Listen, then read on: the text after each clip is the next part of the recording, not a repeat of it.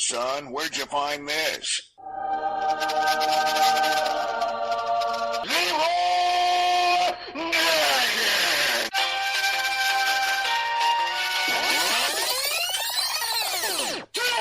Just do it! Make your dreams come true!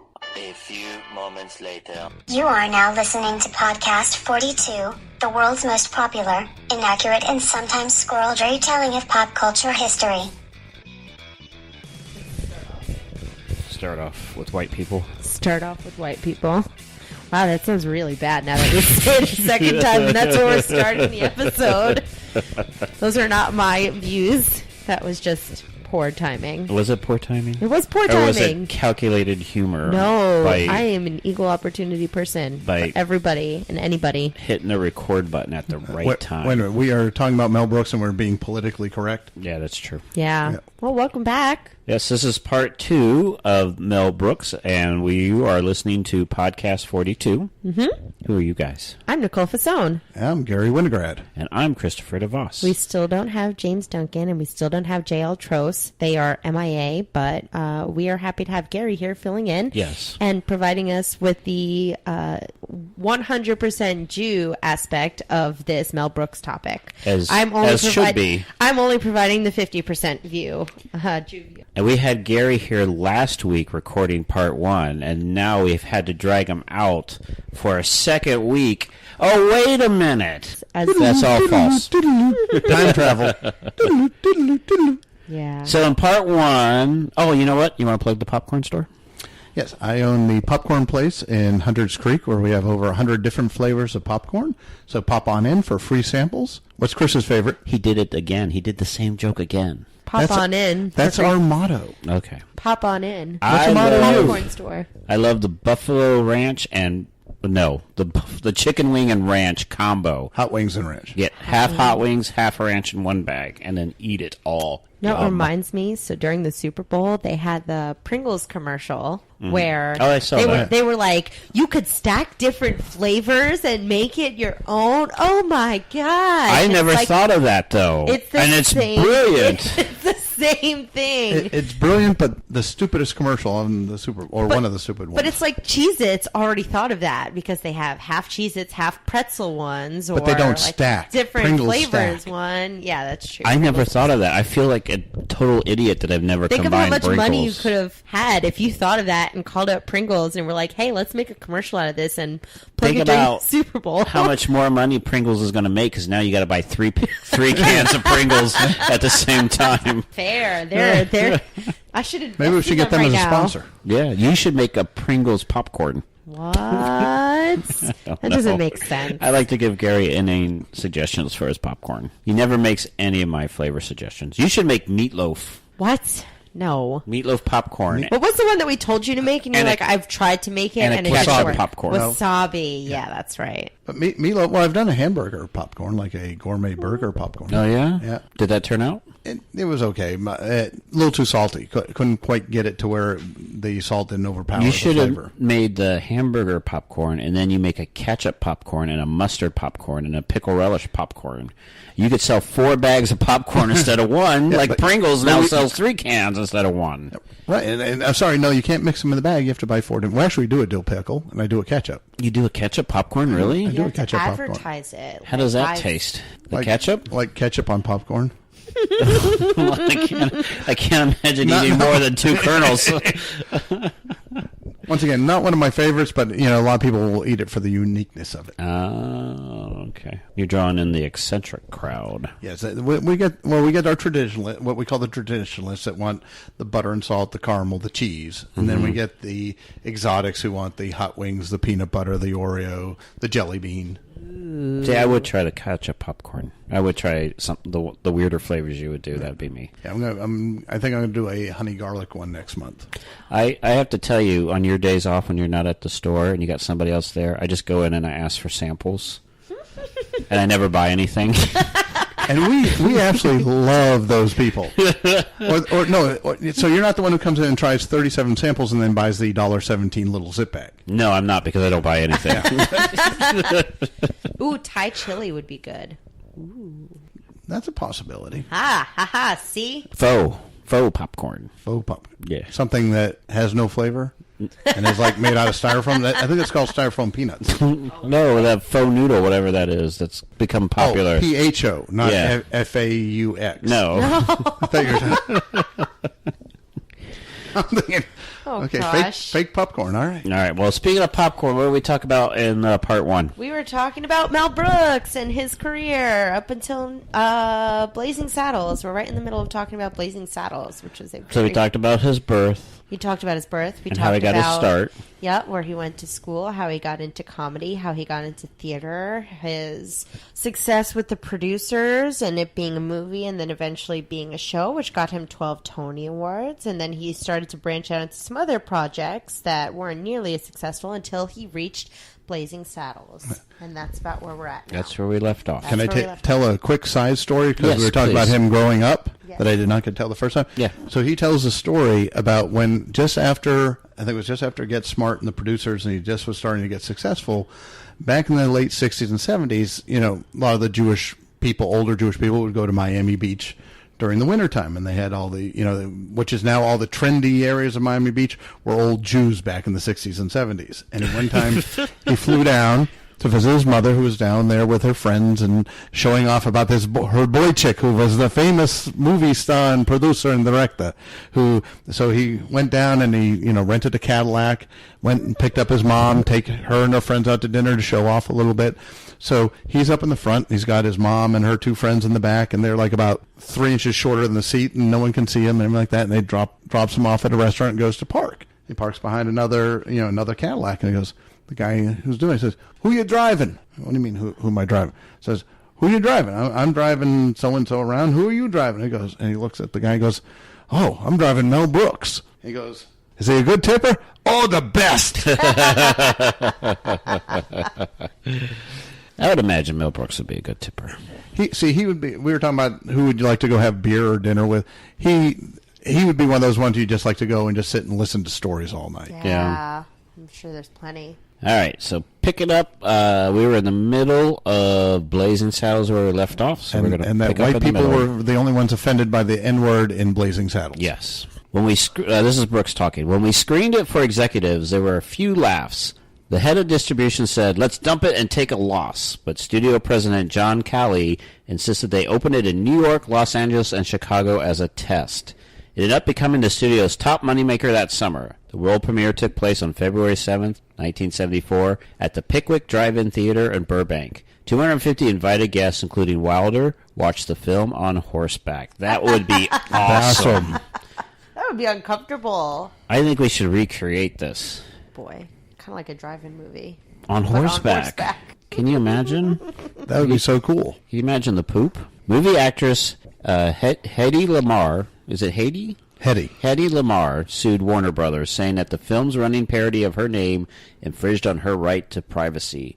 Brooks said he was flattered, but the studio actually did settle out of court for a small sum and issued an apology for almost using her name. Brooks said that Lamarr never got the joke. I don't remember this joke in the movie. Okay, no, Harvey Korman, who Yeah. played the main, his name in the movie was Hedley Lamarr. Okay. And throughout the whole movie, as everyone call him Hedy Lamarr, and he goes, "It's Hedley, it's Hedley." Oh, okay.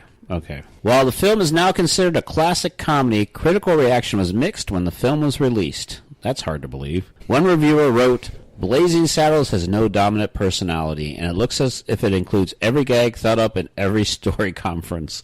Whether good, bad, or mild, nothing was thrown out. Woody Allen's comedy, though, very much a product of our age of analysts, recalls the wonder and discipline of people like Keaton and Laurel and Hardy. Mr. Brooks' sights are lower. His brashness is rare, but his use of anachronism and anarchy recalls not the great film comedies of the past, but the middling ones like the Hope Crosby Road Pictures. With his talent, he should do much better than that." So he's comparing Allen and Brooks, I guess. Well, he's saying Woody Allen is smart and intelligent comedy, and Brooks is lowbrow. Is like the Bob Hope and Bing Crosby Road Pictures, which are fantastic. Now, the funny thing about this is, I first saw Blazing Saddles when I was 10 years old in a drive-in theater with my mom and dad. Not on horseback? Not on horseback. in a station wagon, very much like the ones that that they use in National Lampoon's Vacation. I'm like 9 years old, 10 years old, and I'm sitting in the back, and I'm getting none of this. Yeah. Except for the Indians that do Yiddish, I understood none of the comics. And then when I saw it 10 years later, I realized how brilliant it actually was. Yeah, I'm sure way over your head. My grandmother had the biggest station wagon ever, and it had the seat that folded up in the back where the children faced out the back window, right. And you never had to hear or see them. Those are when cars could ram into trees and knock the trees down. And no one had seatbelts. You didn't have seatbelts. No, there's no seatbelts. Yeah. Why would we wear seatbelts? They didn't even come in the car. I think that was if you were rich, you had seatbelts. I went cross country in a station wagon, and my sister had the back seat. My parents were up front. And I was in the way back, what we called the way back. Yeah. And I had my cassette recorder to listen to music, my books, and the kitty litter box, because we just gotten a kitten who was going cross country. Okay, that's a good thing you explained that, because I thought maybe for long trips. My dad did not like to stop for restroom breaks. Roger Ebert gave the film 4 stars and called it a crazed grab bag of a movie that does everything to keep us laughing except hit us over the head with a rubber chicken.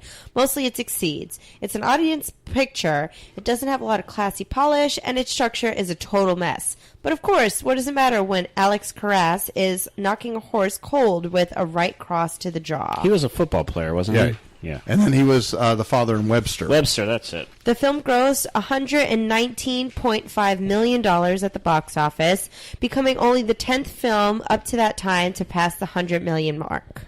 On Rotten Tomatoes, the film has 90% positive reviews, saying daring, provocative, and laugh out loud funny. Blazing Saddles is a gleeful, vulgar spoof of westerns that marks a high point in Mel Brooks' storied career. It was nominated for 3 Academy Awards: Best Actress in a Supporting Role for Madeline Kahn, Best Film Editing, and Best Music Original Song. The film won the Writers Guild of America Award for Best Comedy Written directly for the screen. I think it's hilarious they get nominated for Academy Awards. And especially Madeline Kahn for Lily Van Stoop. Yeah. You know what stooping is, right? No. Stooping is... Boink, boink, boink, yeah, boink, it's Yiddish for stooping. You're stooping. Bang, bang. Bang, bang, bang, bang, bang, bang, bang. Okay. Now, when Gene Wilder replaced Gig Young as the Waco Kid, he did so only if Brooks agreed that his next film would be an idea that Wilder had been working on, a spoof of the old Universal Frankenstein films. After the filming of Blazing Saddles was completed, Wilder and Brooks began writing the script for Young Frankenstein, and it was shot in the spring of '74. Do you want to know my dirty little secret? Yes. I've never seen this movie. You never saw Young Frankenstein? No, I've never seen Yang Frankenstein. I've seen Ying Frankenstein, but I've never seen Yang Frankenstein. No, I've never seen it. Oh, my God. It's on my list to watch. I haven't. That was my family's tradition. Every year for Halloween, we would watch Young Frankenstein. Every year. Okay, wait a minute. I'm in a time paradox now. Nicole has seen a movie. I know. And Chris has not. That's a classic. I know. You know, Mel Brooks is okay for me. He's not my favorite. He's not my least favorite. I liked Blazing Saddles. History of the World was okay. The Producers I've seen 1,000 times because my wife makes me watch it. But only the beginning and the end because I fall asleep during the middle. Watch the whole thing. I'll try. So what about Spaceballs? Oh, I do love Spaceballs. Thank you. Yeah. Thank goodness. Right. That would have been really as far as Mel Brooks, Blazing Saddles the best. Mm-hmm. Young Frankenstein is probably number 2. Here's the History of the World Part 1. It used to be on HBO. You couldn't turn on HBO, one of the channels, without it being on one of them. Yeah. And the first 2 times I saw it, I was like, God, I can't watch this. And then after you watch it a couple more times, it gets funnier. Yeah. It really does. It's almost like the beer you had here. The more you watch it, the better it gets. Yeah. And Spaceballs, those are probably the best 4. Some of the later ones, High Anxiety and some of his other films were good, but he never reached the level, except for Spaceballs later on. Yeah. Well, I mean, I don't know. Spaceballs is a spoof of one of my favorite film franchises, Star Wars. So of course, it's so funny. I'm going to like it, but But I think here's the thing. After Blazing Saddles, I think you'll like Young Frankenstein because it's probably his next best movie ever. So, of course, these facts are we're going to tweak these facts after I'm done. Well, let's stop the podcast now. We'll go watch it. Okay. No, we have to finish. Okay, we'll finish. We already started. All right. So, and it was shot in the spring of '74. It starred Gene Wilder, Marty Feldman, Peter Boyle, Terry Garr, Madeline Kahn, Cloris Leachman, and Kenneth Mars. Plus, Gene Hackman had a cameo role. Brooks' voice can be heard 3 times. First, as the wolf howl when the characters are on their way to the castle. Second, as the voice of Victor Frankenstein, when the characters discover the laboratory. And third, as the cat sound when Gene Wilder accidentally throws a dart out the window. Mel Brooks wanted at least $2.3 million dedicated to the budget, but Columbia Pictures decided that $1.7 was more than enough. So Brooks went to 20th Century Fox, who agreed to the higher budget. Fox would later sign both Wilder and Brooks to 5-year contracts to the studio. Now, once again, having gotten to actually hear this actual story, they actually wrote, what happened is, Gene Wilder didn't say, I'll come do Blazing Saddles if you do this movie. They were actually filming, when Gene Wilder got out and started filming the movie, during all the lunch breaks, he'd be off on his own, sitting at a table eating lunch, and Mel Brooks said he came over and said, "What are you working on?" He goes, "I'm working on this idea. I want to do a takeoff on on Frankenstein."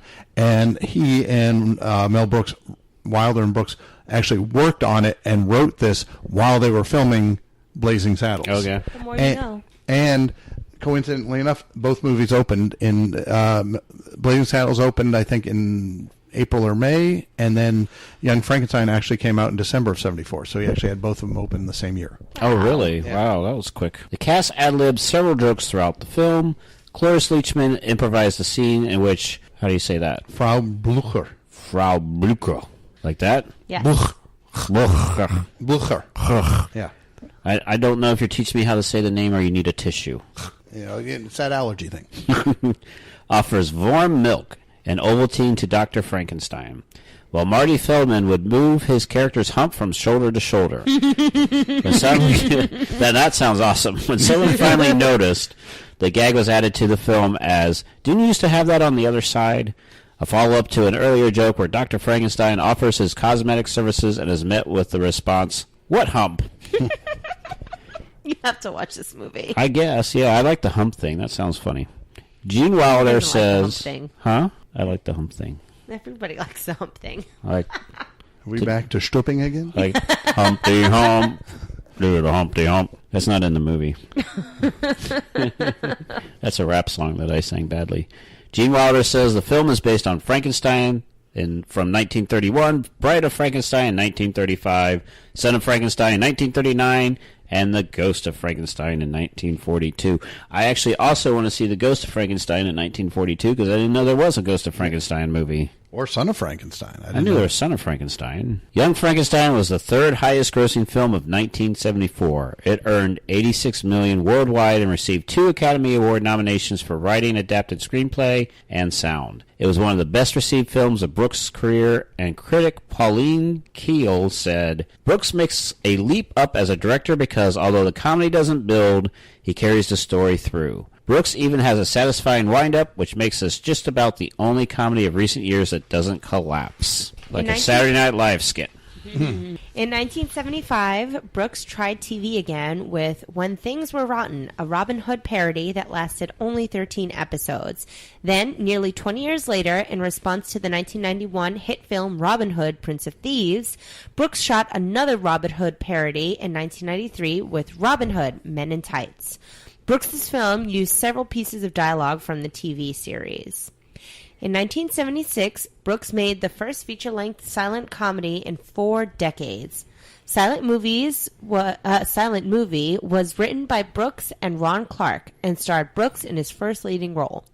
It also starred Dom DeLuise, Marty Feldman, Sid Caesar, Bernadette Peters, and cameo roles playing themselves: Paul Newman, Burt Reynolds, James Caan, Liza Minnelli, Anne Bancroft, and with brilliant irony, Marcel Marceau, the man who never speaks. Marceau spoke the film's only words of audible dialogue: "No!" It's DeLuise. It's DeLuise. You're Italian. Isn't Did I that say that? Italian? What did I say? D. Luis. I'm sorry. And for those of you who don't know, Marcel Jeez Marceau. Louise. That you can pronounce. I can- Marcel Marceau was like this famous mime from like the 70s, and coincidentally enough, Anne Bancroft was Mel Brooks' wife. Yes. I think Marcel Marceau is the only mime ever because there's no other famous mimes except for Marcel Marceau. And that was the best thing of the whole thing is where he spoke the actually only spoke. the only thing you actually heard in the entire movie. Although not as successful as his previous two films, Silent Movie grossed $36 million. Later that year, Brooks was named number 5 on a list of top 10 box office stars. I have no interest in seeing this movie at all. I can't imagine watching a Got movie good with cast, no. though. It was clever idea. I don't know. I mean, if you knew who all the stars were of the time, Yeah. you'd probably appreciate it more because they kind of poked fun at some of their star things, trying to get them to be in the movie. Burt Reynolds would be an interesting take Not on one of his this. best, but it was a clever idea at the time. And you can watch it, but you probably want to have some beers while you're doing it. I can't believe Dom DeLuise was that. I mean, what is this, like his third or fourth movie with Mel Brooks? I didn't know they two worked together that much. Well, I think that whole comedy crew from back then. Burt Reynolds used Dom DeLuise. They were all sort of running in the same circle. So when you needed cameos, you went to. Okay.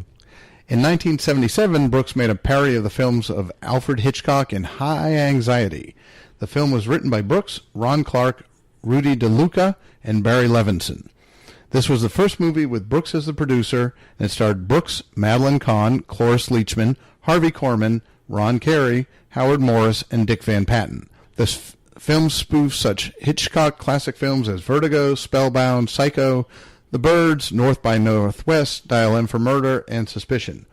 Brooks stars as Professor Richard Harpo Thorndike, a Nobel Prize-winning psychologist who also happens to suffer from high anxiety. You said this one's kind of because this one sounds good. He sings, he dances. It once again, it makes fun of all the movies.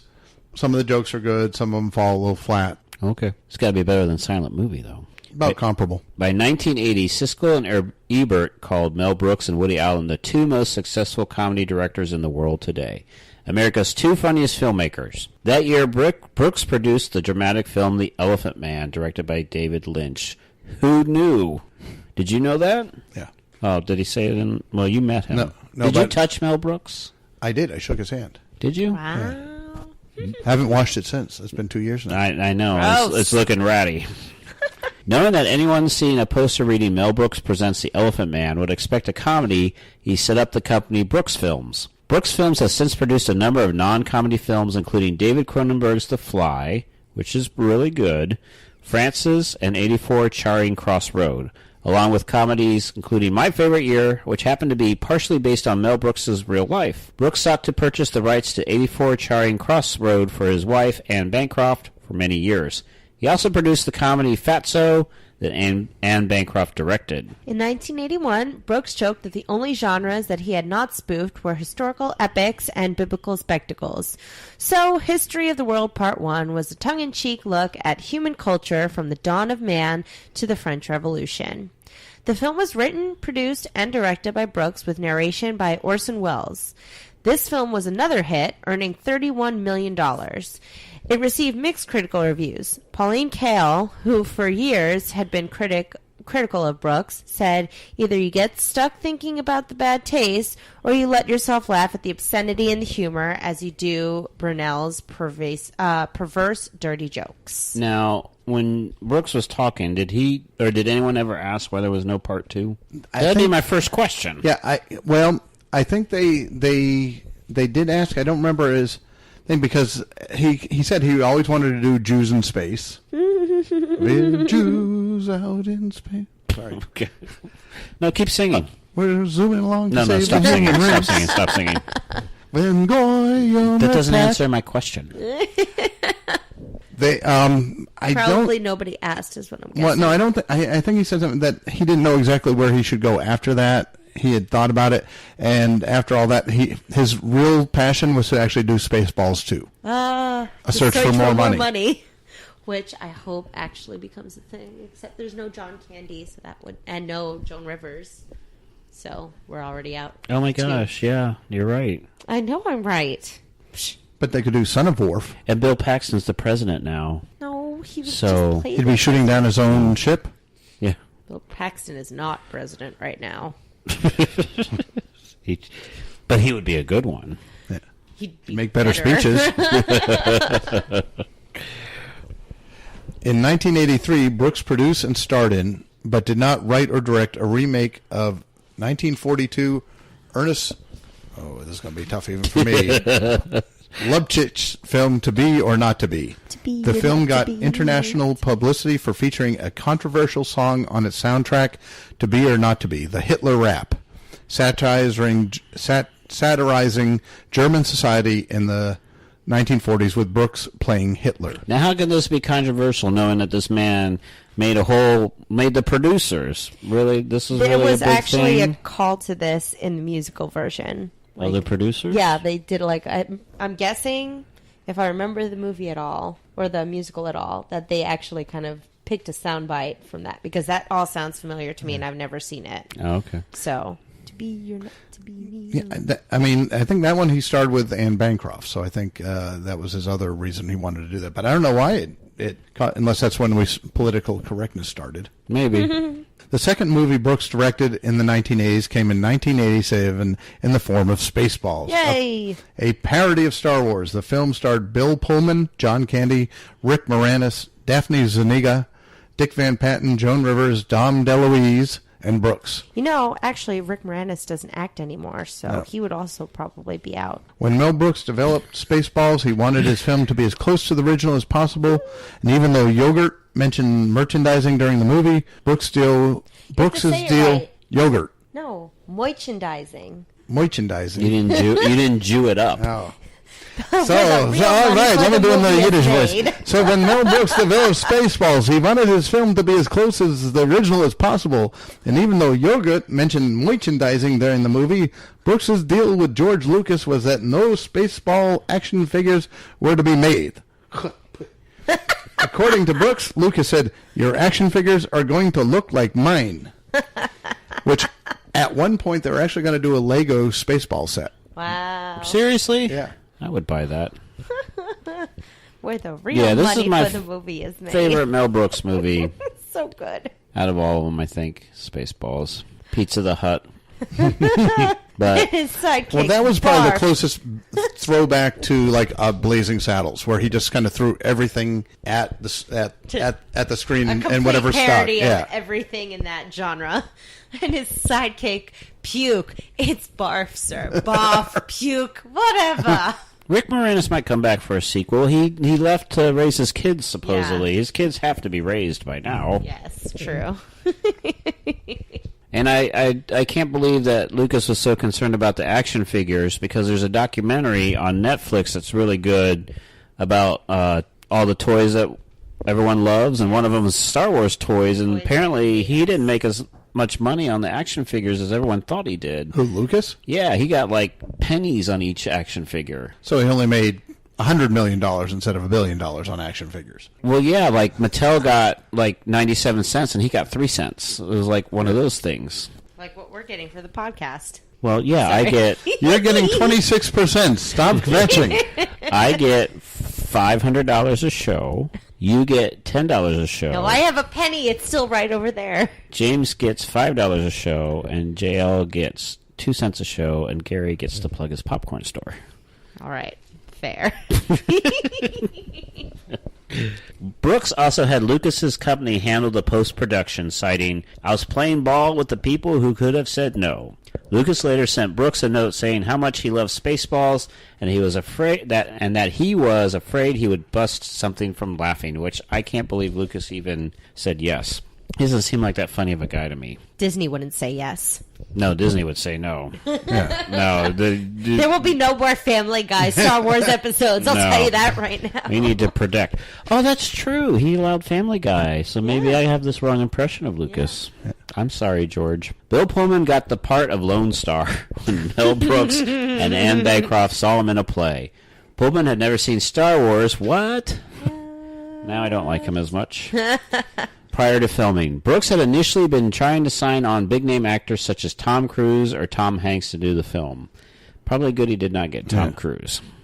Pullman said, I think Mel was hurt they didn't take him up on it, but then it attracted two of the big comics at that time, John Candy and Rick Moranis.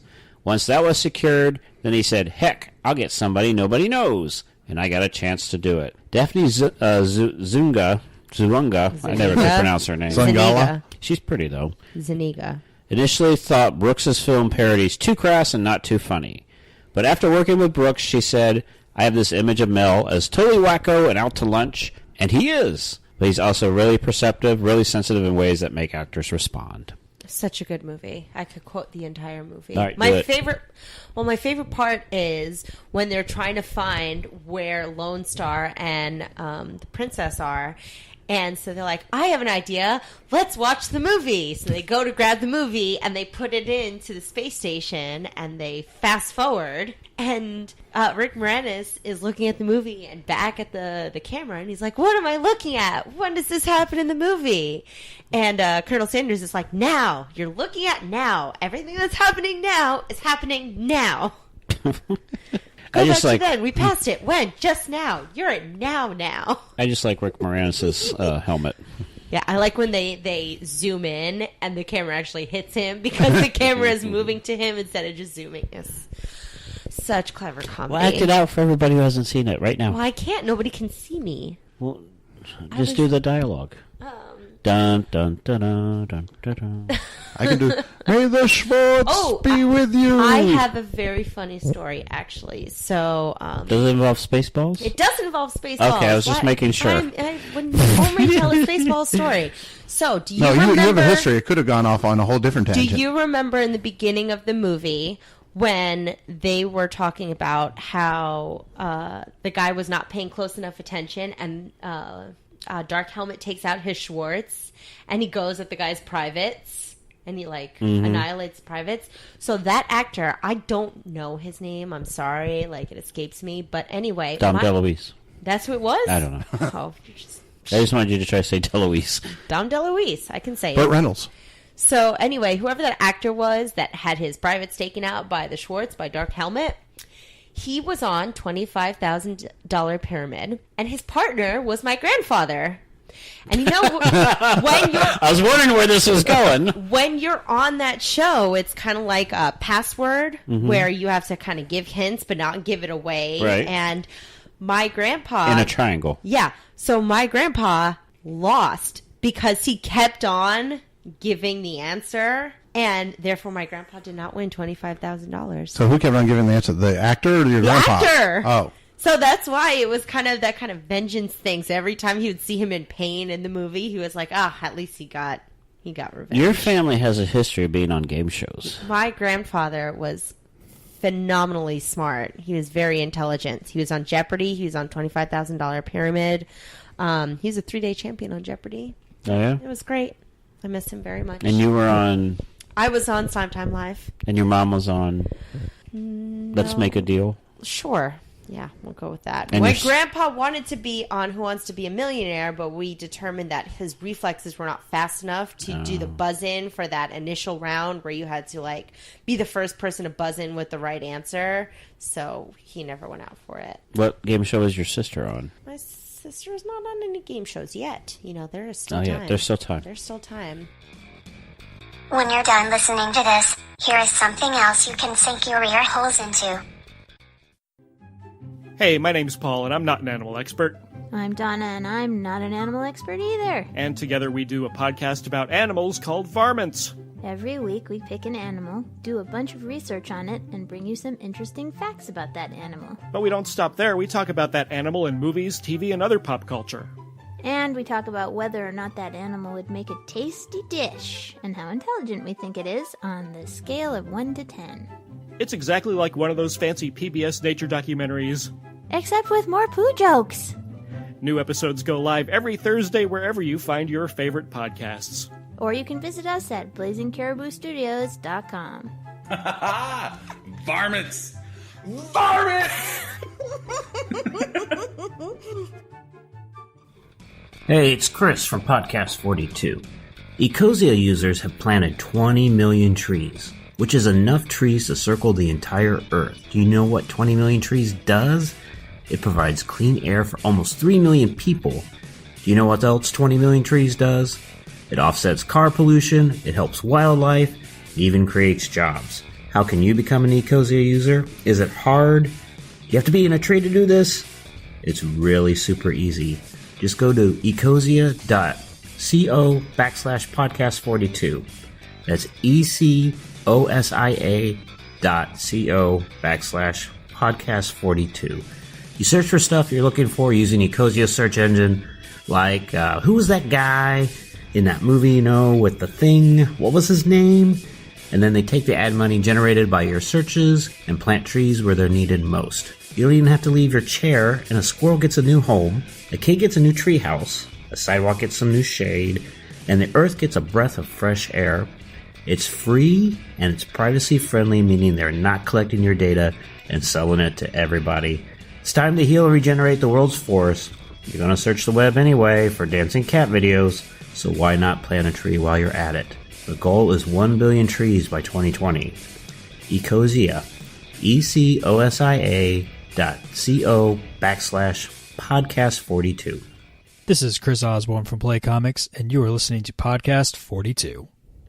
In 1989, Brooks made another attempt at television success with the sitcom The Nut House, which featured Brooks' regulars Harvey Korman and Cloris Leachman.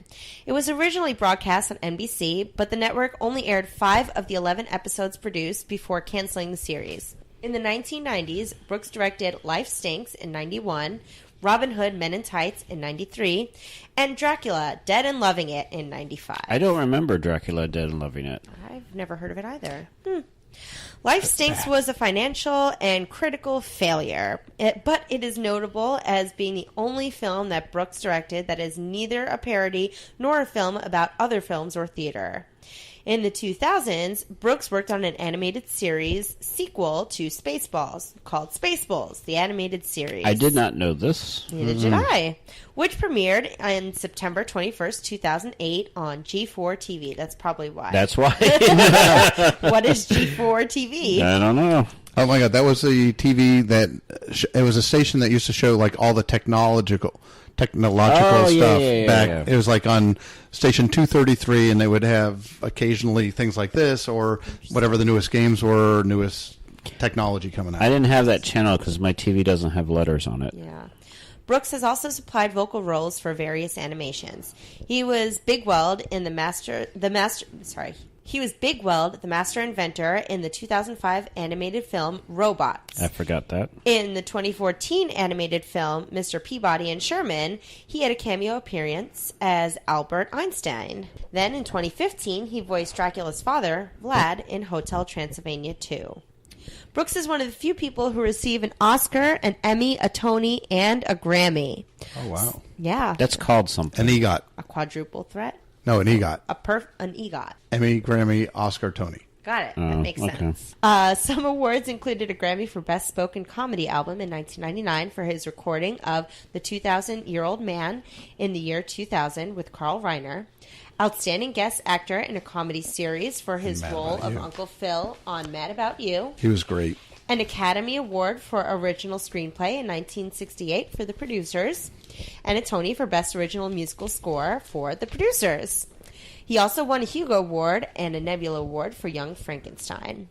3 of Brooks's films are on the American Film Institute's list of funniest American films. Blazing Saddles, number 6, The Producers at number 11, and Young Frankenstein at number 13. Brooks developed a repertory company for his film work, which included Gene Wilder, Dom DeLuise, Madeline Kahn, Harvey Korman, Cloris Leachman, Ron Carey, and Dick Van Patten. Ron Carey's the guy from Barney Miller. Barney Miller, the really short guy. Yes.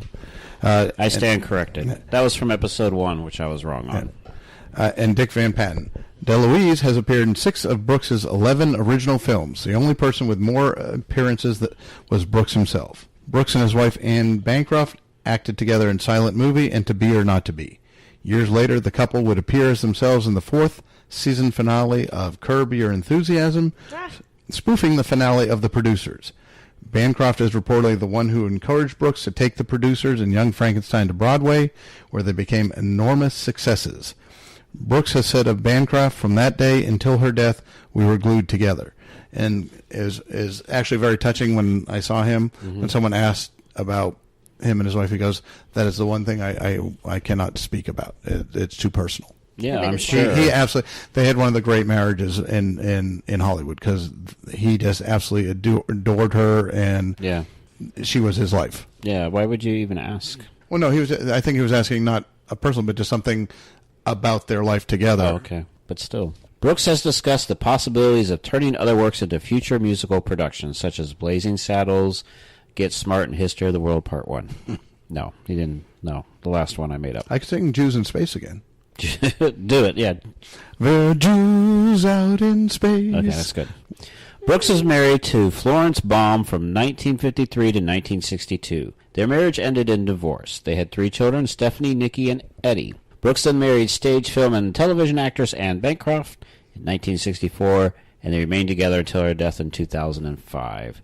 They had met at a rehearsal for the Perry Como variety show in 1961 and were married 3 years later on August 5th, 1964. Their son, Max Brooks, was born in 1972, and their grandson, Henry Michael Brooks, was born in 2005.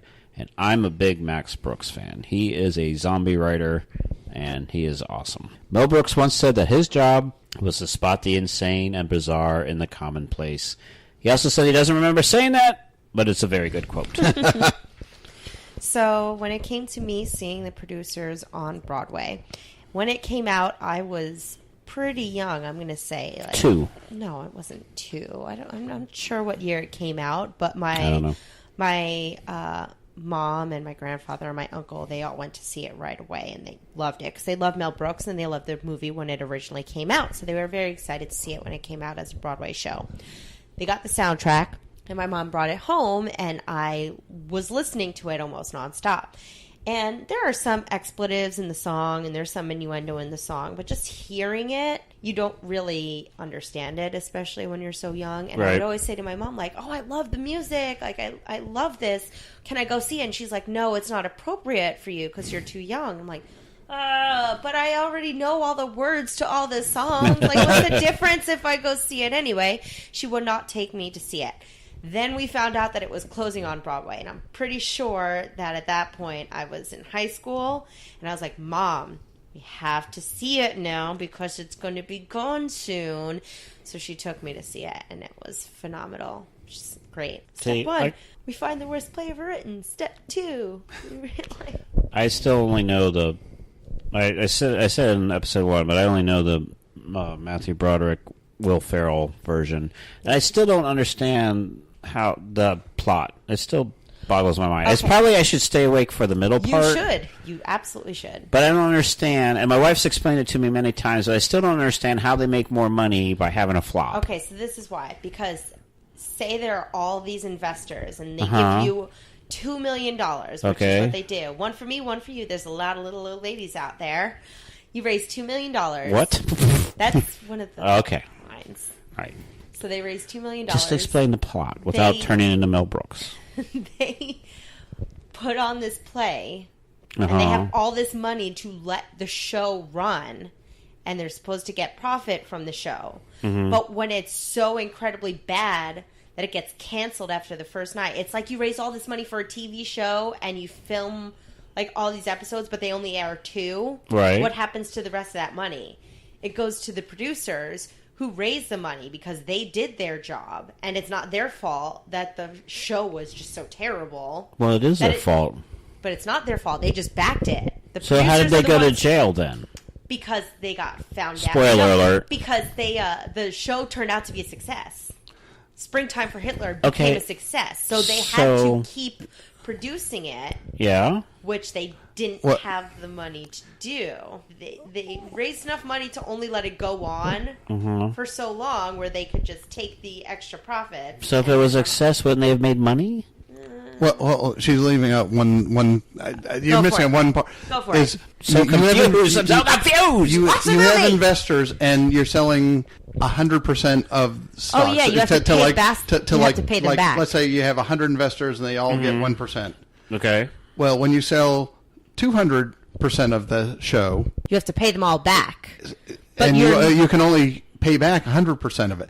It was a pyramid scheme. They took more. But the show was a success, right? Yeah. The show was making money. No, but see, all right, you have. You're selling 200% of stocks, but you can Uh-huh. only pay back 100% because you over-invested. You give me $100, I give you 1% of the show.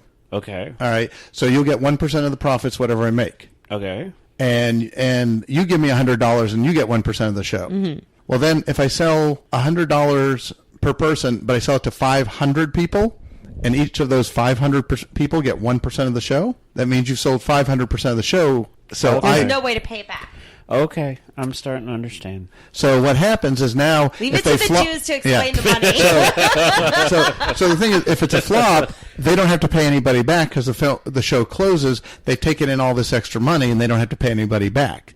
But now it's a hit, and you're right. It's making money. It's making a profit. So they have to pay back 500% of investors. I'm getting it. To all the little old ladies that he shook. Yeah, they oversold. Maybe I had to be Jewish in order to Yeah, they understand oversold the percentages of the ownership of the show. L'chaim. L'chaim. Mazel tov. Today you are a Jew. Yay, I'm Jewish. Here's another fun fact. So if you watch the musical version, Act 2 pretty much solely focuses on when the show finally was released. Springtime for Hitler was released, and it became a complete success. And Bialystok goes to jail, and Leo Bloom kind of runs away, and he gets away with it. So you notice when Mel Brooks was writing the show that there was no Max Bialystok in the second act of the musical. So there's a song in it called Betrayed, which he wrote specifically for Nathan Lane because he's like, there is no Max Bialystok in this entire second act, so I have to write a number for him to come back with. So the whole song Betrayed is about how, I brought Leo Bloom into this whole scheme. He was not for it. He did not want to be a part of this. He thought it was a crime to do this, and now he's got away with it, and here I am stuck in jail. I feel completely betrayed by this person who is supposed to be my friend and my partner, and it was just the complete showstopper for the second act of the movie show. It was added in the last minute, but it was one of the best songs in the entire. I like Will Ferrell. I thought he did good as what was the person's name? He's the guy who wrote the play. No, the director. I know. Yeah. No, he didn't write it. He did. No, write it. he was the writer. He was the director. What was his name? The director was a gay guy. Yeah. That was Keep It Gay. That's so funny. Tony. I don't know. My Tony, favorite Tony, part of Blazing Tony. Saddles, was the musical scene around the campfire, Eating the beans. eating the beans. It's been so long since I've seen it. I gotta go back and watch it now because we did the whole thing. Does that but- mean we have to have a Mel Brooks Film Festival? Yes. We'll bring the producers, Blazing Saddles, Young Frankenstein. I don't want to watch the producers You again. have to watch the producers. You Okay. have to watch the whole all right, thing. all right. Blazing Saddles and Young Frankenstein. I like in Young Frankenstein And silent movie. when he's like, no matter what I do, no matter what I say, do not let me out of this room with him. And as soon as he goes into the room and Frankenstein wakes up, he's like, let me out. My goodness, let me out of this room. Let me out of this room. Get me out of this room right now. And they just don't let him out. Because We'll do Young Frankenstein and Blazing Saddles. you have to watch the producers if you haven't watched the whole And thing. maybe Men in Tights because it's been a long time. Now, if we're gonna do that, I've rather seen do the I'd rather producers. do. You I've have seen no, the it's whole fine. thing. No, No. you said you've seen Okay. the beginning and the end. No. Let's just watch the middle of it. How about High Anxiety? I'll see your Men in Tights, which I really could never really stomach, and raise you high. Was it bad? I don't remember it being that bad. There was one musical number in there that was good, and the rest of it was really. It's got Carrie Elwise in it. I know, but it just wasn't. It couldn't be any worse than the Kevin Costner version. Okay, it was about comparable. I will say though, and I'm going to plug just because I love Mel Brooks and he's my man crush. You can go to like Sam's Club or Best Buy, and they actually have the Mel Brooks collection, for like 11 of his movies for like $29.99. Oh, I only buy digital now. That's a good deal. Yeah, so I only buy on Vudu or Movies Anywhere. He had a cameo in the producers also. Mel Brooks? Mel Brooks. In the movie one? In the musical one? It was a dub, but in one of the songs, I think in the song Springtime for Hitler, where they're, I was born in Dusseldorf, and that is why they call me Rolf. And then Mel Brooks comes in and says, "Don't be stupid, be a smarty. Come and join the Nazi party." See him? No, it's a dub. Okay. It's a voice dub of him doing it, but it's funny. I've probably seen that part. That was towards the end. No, it's in the middle when they're doing the show. Springtime for Hitler. They usually wake up when they're outside of the theater and they're panicking. Huh. But you must have seen the musical number. Oh, we knew we I think I have. So if you've seen the musical number, you've heard that. The audience were Jews. It's the end of our careers. It'll run for 20 years. Tell me, where did we You sure you don't want me to go back to Jews in Space again? See, I told you I know the entire show. You do know the I entire do. show. We will have an episode where you just reenact an entire show. Super, and we'll do it on one Twitch woman while show. I'm playing the video games, and we'll see how good The it Call all. Fasone's one-woman show. Yes. While she plays video games. Well, we got an email. We did.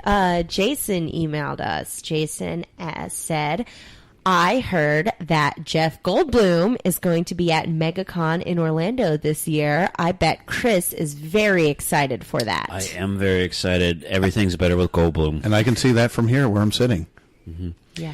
It would be better if it was Nicolas Cage next to Jeff Goldblum next to John Cusack. It would be better if it was shirtless Jeff Goldblum. I think you and James should go as Sexy Goldblum and go get your picture taken.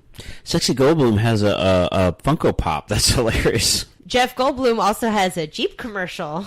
I haven't seen it. You didn't see that? No. It was part of the Super Bowl commercial. I didn't watch the Super Bowl. You don't have to watch the Super Bowl. I'm sure you Google Jeff Goldblum every day to see if he's got anything new. I watched some Super Bowl commercials on YouTube, and they didn't have that one. It's a Jeep. Jeep, but of it course, references because- his Jurassic Park. Yeah, like character. he's driving away from the dinosaurs in the Jeep in Jurassic Park, but he's like reliving it in a new Jeep. Well, I will YouTube And they're like, that later. "Do you need to test drive this?" And he's like, "I just did." My big accomplishment with watching the Super Bowl is I watched the Justin Timberlake halftime show. And the selfie kid.